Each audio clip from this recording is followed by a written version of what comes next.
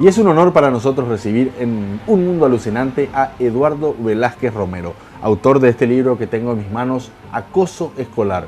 Un tema sumamente delicado, un tema también muy estudiado, pero en una arista muy interesante que tiene que ver con el derecho y la responsabilidad civil. ¿Qué tal, Eduardo? ¿Cómo estás? ¿Qué tal? ¿Cómo estás, Luis? Mucho gusto, gracias por la invitación. Estamos muy contentos de tenerte aquí y poder un poco hablar de este tema que, como decía, tiene muchas aristas y tocaste una de ellas que es muy interesante, muy poco analizada, muy poco discutida por lo menos, que es el tema de la responsabilidad civil. Asimismo, el acoso escolar es una manifestación de violencia, un fenómeno social que, siempre existió, existe y va a existir, y que puede ser analizado desde distintos puntos de vista o áreas del saber.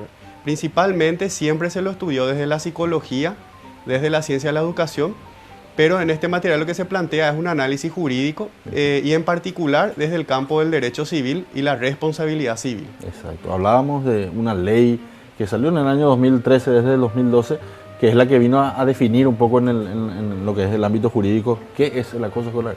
Sí, Paraguay tiene una ley de acoso escolar.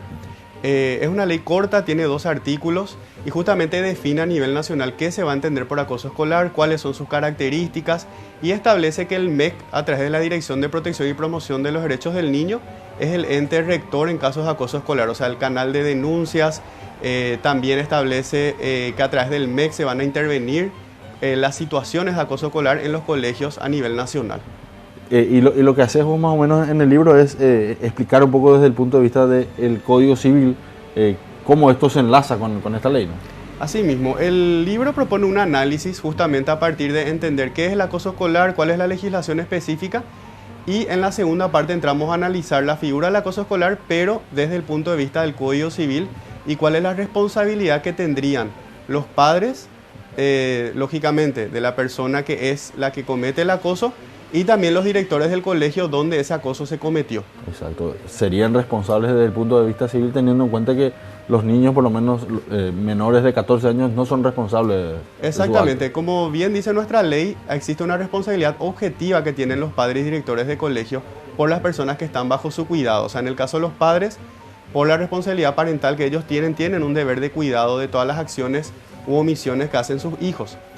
Y en el caso de los directores de colegio, son responsables objetivamente de todo lo que ocurre en el establecimiento educativo. Contanos un poco acerca de cómo nace la concepción de escribir este libro, de hacerlo posible también y hablar, de tocar este tema tan específico. Bueno, es importante mencionar que este libro es el resultado de una investigación que yo realicé para poder obtener el título de Magíster en Derecho Civil. Entonces, este libro es como el fruto de una tesis, ¿verdad? ¿Por qué tuve interés en este tema en particular? Yo profesionalmente me dedico al área del derecho civil y también a la educación.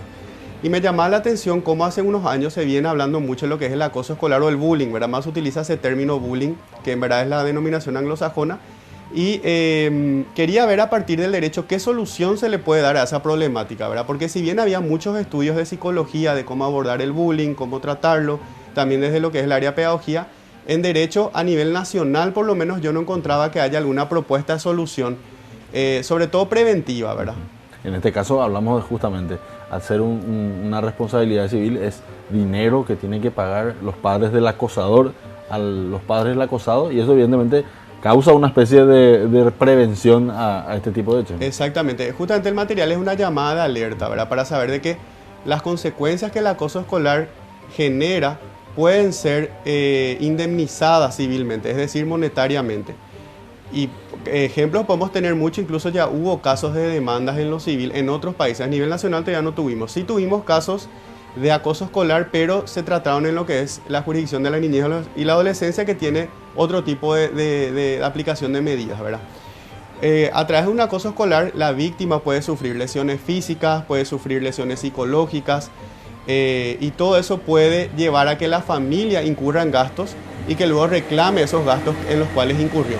Y explícanos un poco cómo es eso, o sea, un alumno que es víctima de acoso necesita algún tipo de atención especial y esos son los gastos que tiene que cubrir esa persona o los padres. Claro. A cada víctima le puede afectar de una manera distinta, ¿verdad? Y ahí entran muchas cosas en juego.